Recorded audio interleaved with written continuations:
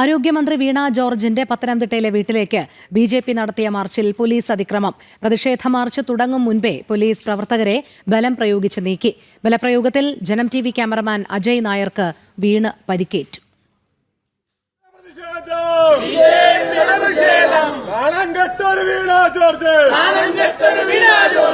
ആരോഗ്യമന്ത്രി രാജിവെക്കണമെന്നാവശ്യപ്പെട്ട് അങ്ങാടിക്കലിലുള്ള മന്ത്രിയുടെ വീട്ടിലേക്കായിരുന്നു ബിജെപിയുടെ പ്രതിഷേധ മാർച്ച്. പ്രതിഷേധിക്കാനുള്ള അനുവാദം നൽകുക പോലും ചെയ്യാതെ പ്രവർത്തകർക്ക് നേരെ പോലീസ് പാഞ്ഞെടുത്തു.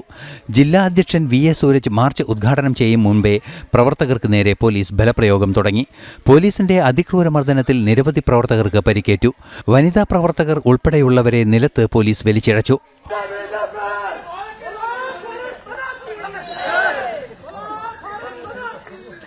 കൂടുതൽ സമയം വീടിനു മുന്നിൽ പ്രതിഷേധിക്കാൻ അനുവദിക്കാതെ മുഴുവൻ പ്രവർത്തകരെയും പോലീസ് അറസ്റ്റ് ചെയ്ത് നീക്കി.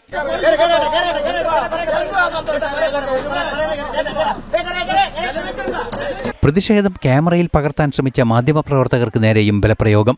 അന്യായമായി പോലീസ് നടത്തിയ ബലപ്രയോഗത്തിൽ ജനം ടിവി ക്യാമറാമാൻ അജയ് നായർക്ക് വീണ് കാലിനും നടുവിനും പരിക്കേറ്റു.